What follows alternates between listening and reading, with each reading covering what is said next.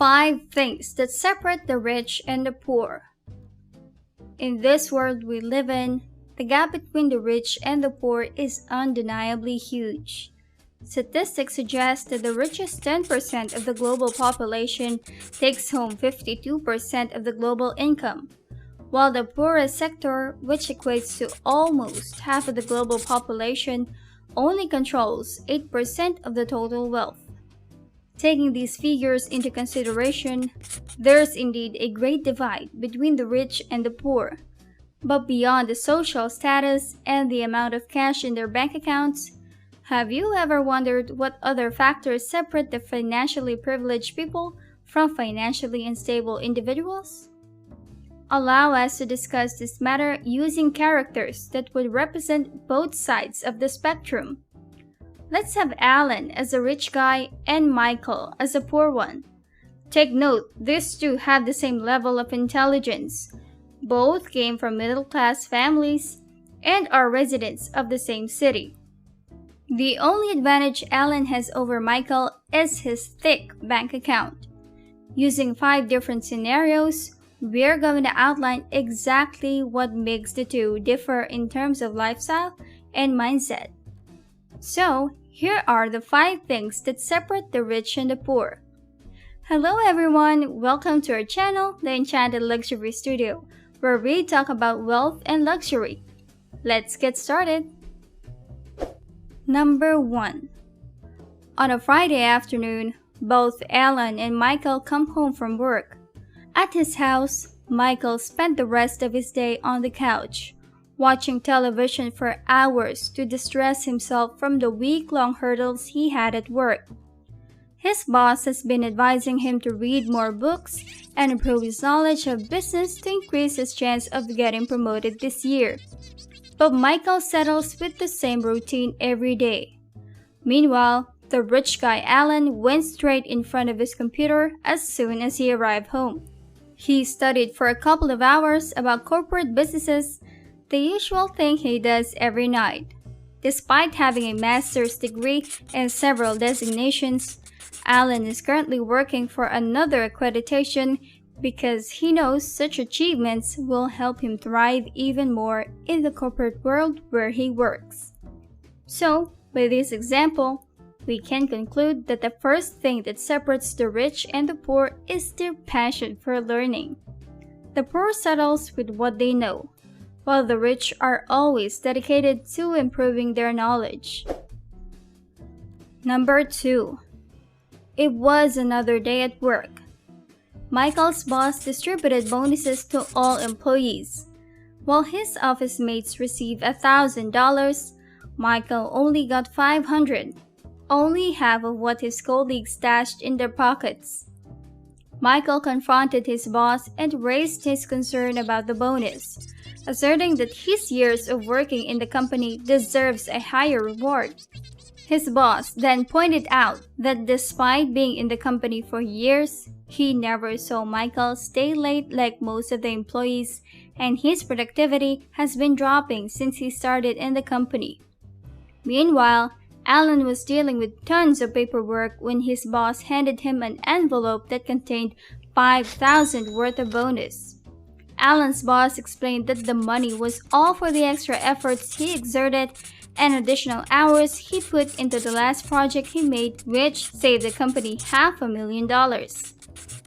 Alan was deeply grateful for what he received and assured his boss that he will maintain the good work and will even work harder for the company. In this situation, it's determined that the second thing that separates the rich and the poor is their performance at work. The rich sacrifice their time while the poor do the bare minimum to keep their job. Number 3.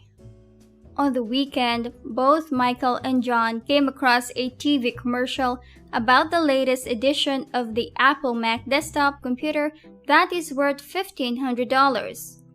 Michael's budget for entertainment devices is only $1,000. For the past months, Michael has also been wanting to purchase a fridge to replace the old one he uses at home. The fridge will cost another $500, and it will be impossible for him to get both appliances. Michael felt a sudden frustration and turned to blame his boss, who could have given him a bigger bonus so that he could afford to buy both. Meanwhile, after passing his exam, Alan wanted to treat himself for his hard work and decided that he wants to buy himself a new desktop computer and a PlayStation set. Both devices will be a total of $1,500. Like Michael, Alan only had a budget of $1,000 for his purchase, and he really wanted to have both. Instead of deciding between the two, Alan came up with a plan in order for him to get both. Alan thought of doing a side hustle to earn the extra $500 to purchase the PlayStation set along with the desktop computer. Therefore, the third thing that separates the rich and the poor is their mindset. The rich have a growth mindset while the poor have a fixed mindset. Number 4. Every morning before going to the office, Michael stops by the Starbucks to grab a venti-sized frappuccino, which costs $5. A daily shot of caffeine helps Michael to last a day at work without passing out in the office, so he's willing to trade his $5 for such a boost of energy. Alan, on the other hand, drives straight to work in the morning and takes advantage of the free coffee that is served in their office.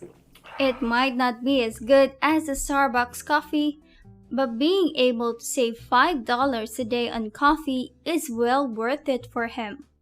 Upon saving his $5 every day, Alan would have $1,500 at the end of the year.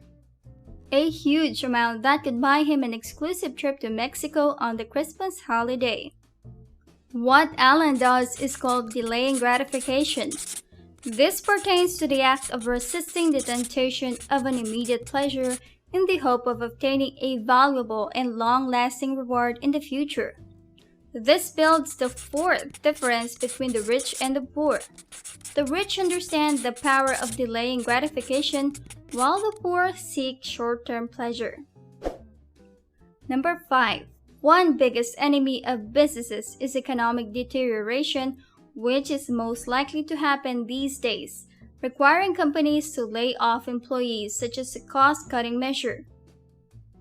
One afternoon, Michael received a memo from his supervisor while sitting at his desk surfing through social media and doing the bare minimum to keep his job. The memo stated that he was one of the employees who will have to depart from the company, given the unprecedented circumstances.